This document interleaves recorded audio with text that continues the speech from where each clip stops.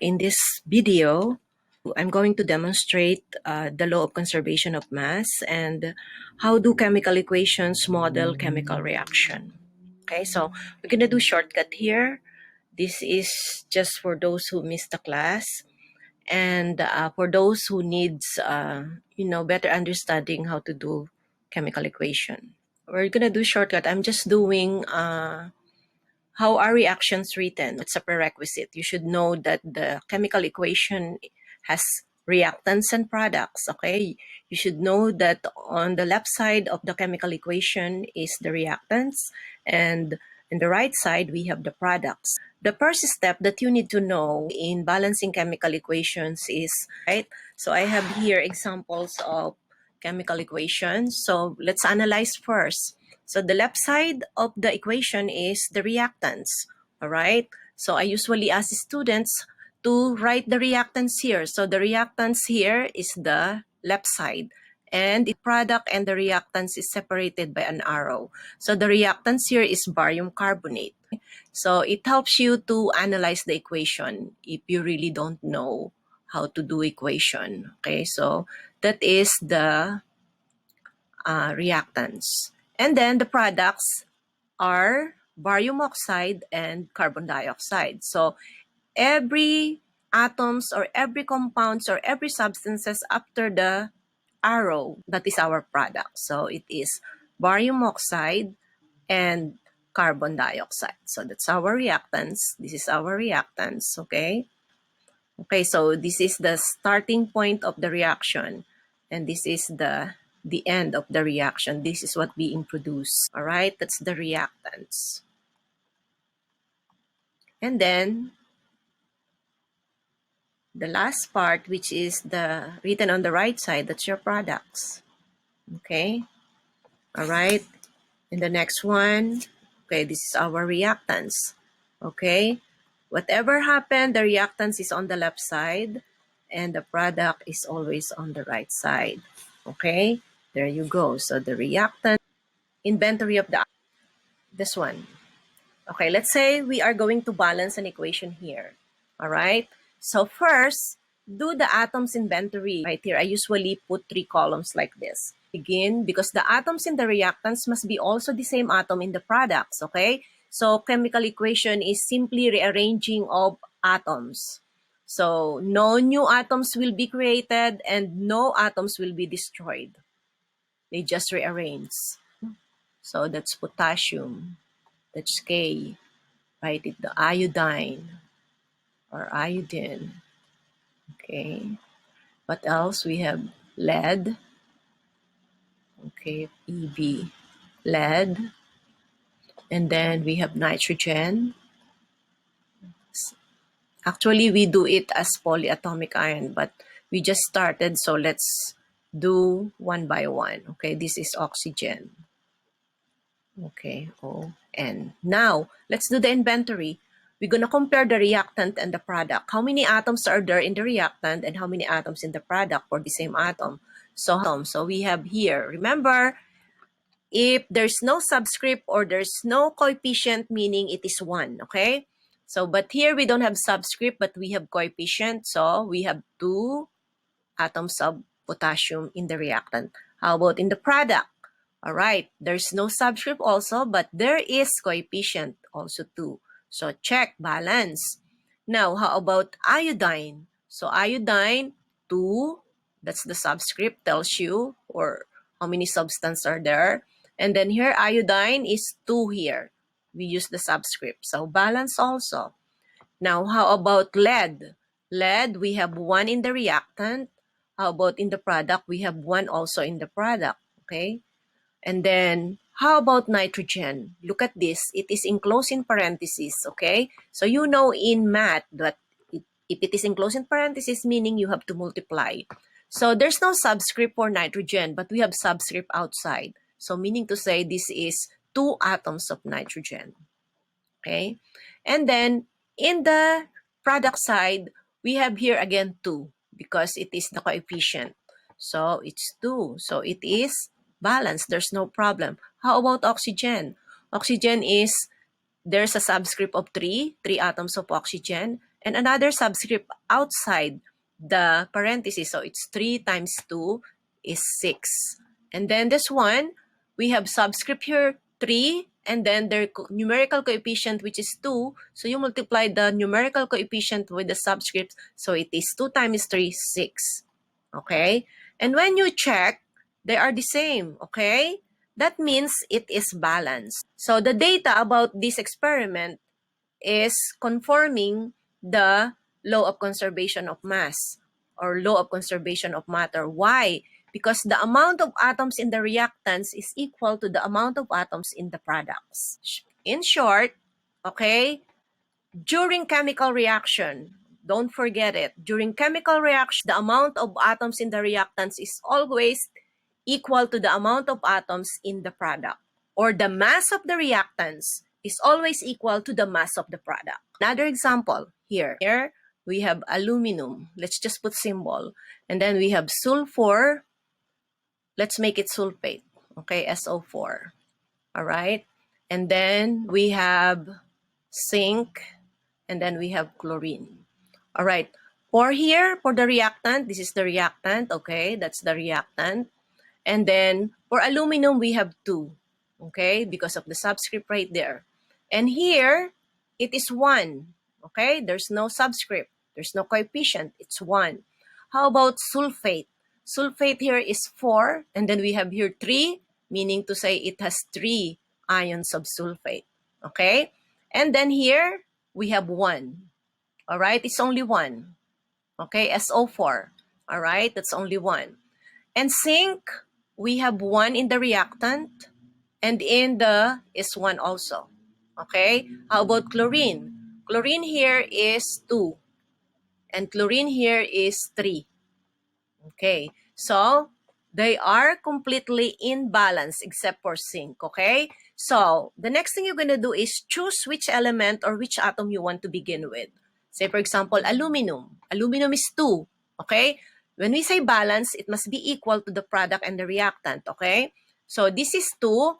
Let's make this 2 also. So how? So from the arrow, after the arrow, you're going to make it 2 because that's what we have in the reactants. So you cancel this. So it's already 2, okay? Now, when we use coefficient, all right? Coefficient changes the number of atoms in a substance. Okay, because we are not touching the subscript here. The subscript here is already part of the final formula. Okay, but coefficient, we can manipulate it, we can change it, make it lower, higher, until we balance the equation. So we have here 2 aluminum and 6 chlorine because the subscript is 3, and then you're gonna multiply it with 2. So it's gonna be 6. So chlorine is 6 now. So we're gonna cancel it. We're gonna make it 6. So that's the problem. It is 6, so we're gonna make 6 here also because here is 2. So to make it 6, we're gonna multiply it with 3. Okay? So we are going to cancel here zinc, and we're gonna make it 3 also because we have 3 zinc, 3 atoms of zinc, and 6 atoms of chlorine. Okay, 6 atoms of chlorine here, 6 atoms of chlorine here. So we're gonna cancel that. Okay, so this is already balanced. Zinc here is unbalanced because this is 3. So we're gonna make it 3. All right, so cancel this. It's 3. And then we have now 3 atoms of sulfate. Okay, 3 atoms of sulfate. So where is our sulfate here? So we're gonna cancel this. It's gonna be 3. All right. And then for aluminum, let's double check. How many aluminum atom? We have 2 here. We have 2 here. Check. How many sulfate? We have sulfate here 3. We have sulfate here 3 also. Okay. How many atoms of zinc? In the reactant, we have 3. In the product, here, we have 3. Okay. So, how about chlorine? In the reactant side, we have 3 times 2, we have 6. And then in the product side, we have 6. So, it conforms the law of conservation of mass. All right? So, chemical equation is basically about rearranging of atom. So, the composition is not going to change, but the arrangement changing. Okay? So, it's about rearranging of atoms, but the same atoms in the reactants and the same atoms in the product. So, what is law of conservation of mass? It's like this equation conforms the law of conservation of mass, okay? There is equal number of atoms in the reactants and equal number of atoms in the products. Again, we're going to identify the atoms. We have sodium, we have chlorine, and we have oxygen. Okay, so whatever is present in here also available in the product side. How many sodium atom? We have one here, and then chlorine is one, and then chlorine here is one, and then oxygen is three, and then oxygen is two. Okay, so let's begin. Choose oxygen only because this is check, this is balance. Okay, for oxygen, it's three here. So let's make it here. Oh, this is gonna be 3, 6. So we're gonna make it 2. Okay? So now sodium is 2. Alright? Because chlorine is also 2. So here. Alright? So sodium become 2 here. Chlorine is 2 also. You cancel it because this is trial and error. And then oxygen is 3 times 2, 6. Okay, on this side, we have 2. Okay, we have chlorine, 2 atoms of chlorine. And then here, 6 atoms of oxygen, 3 times 2, 6. It is now balanced. This is the easiest, and this is what we called, this type of reaction is called synthesis reaction or combination reaction. Right, one more, last one. So, we have here, what are the atoms? Chlorine, potassium, and bromine. Okay? Remember, if you are writing chlorine in elemental format, like it's alone, not in a compound, always have the 2 because this is diatomic molecules, including bromine. What are those diatomic molecules as a review? We have hydrogen, we have oxygen, we have nitrogen. This is all diatomic, okay? And then we have chlorine, and then fluorine, and then bromine, and then iodine. All of these elements, when you're going to write it in elemental form, it has a subscript of 2. Okay, that's the atomic molecules. That's why we have here 2, and this one also 2. All right, so chlorine in the reactants is 2. Chlorine in the product is 1. Bromine in the reactant is 1. In the product, it is 2. Potassium is 1. Potassium is 1. Okay, so let's begin with chlorine. It's 2 here. So we're going to make here 2. Okay, and then so potassium became 2 also. So in the product, so you cancel it. And then here is 1, so make it 2. All right, so it's now 2. All right. Chlorine is already balanced here, so make it 2. And then bromine here is 2 also because of this 2. So it's now checked. All right. So it is now balanced. All right. That's it for today. I hope you learn how to do balancing chemical equation. And I have another way of showing it to you because this activity is simulation. Okay, so this activity is simulation, and we do this in laboratory. So we have here balancing chemical equation using PET. Okay, so in the introduction right here, how you're gonna do this? You learned that the coefficient is the number written in front of the formula. Okay, you learned that if the coefficient is 1 and the subscript is 1, you don't have to write it down, okay? But in this example, in this simulation, we are going to use 1, okay? Because if you're not going to use 1 here, we're not going to see the particle. So here, look at this. We're going to start. Okay, that's constant 1. We're going to make it 1. If it's 0, meaning to say this is not existing. All right, so I will demonstrate to you one synthesis reaction. Make ammonia, okay? So this is an example of synthesis reaction or combination reaction, all right? So as the word pronounced combination, we have 2 different substances in the reactants. It can be 2 or more, okay? It can be 2 or more different substances, and then it's gonna produce only one substance, only one kind of substance. So the product is only one kind, okay? If the product is only one kind out of 2 or more substances, this is what we call synthesis reaction or combination reaction, all right? Okay, let's start balancing. So we don't have table, so we're just gonna do here trial and error. So Again, the subscript is fixed, may not be changed. Okay, so let's begin from the reactants. We have 2 atoms of nitrogen here. And in the product side, we have 1. Okay, so let's balance this with this. So let's make this 2. There you go. So you see the particle here? That's 2 molecules of ammonia. Okay, so see when you use coefficient, it changed all atoms, all right? So your hydrogen now is 6, all right? 3 times 2 gives you 6. So this is the product side. Let's go to the reactant side. So let's make this 6 by multiplying it with 3. So 3 times 2, 6. Okay, I have the smiley now, meaning to say it's correct, okay?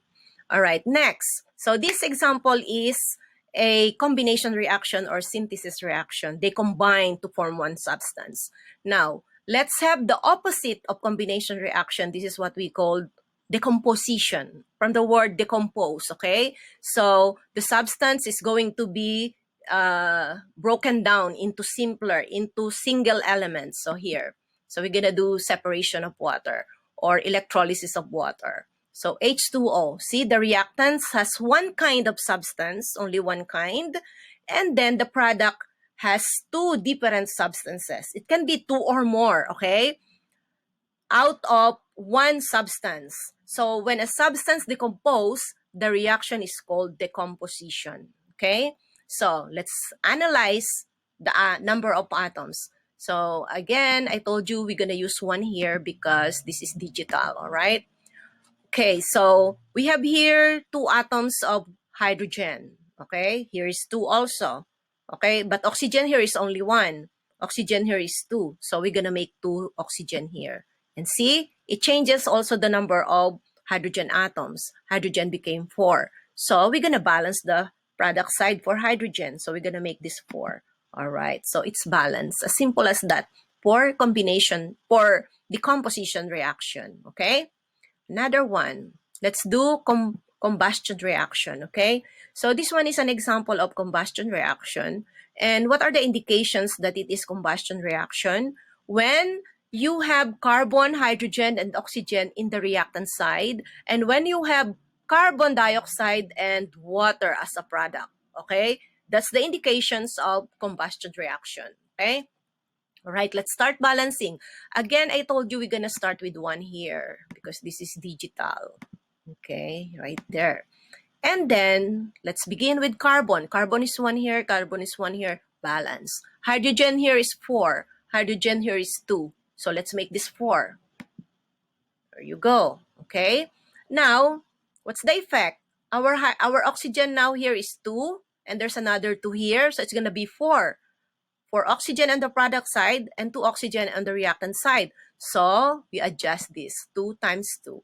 That is your final equation. That's the balance equation. Okay? So I hope you understand this, guys.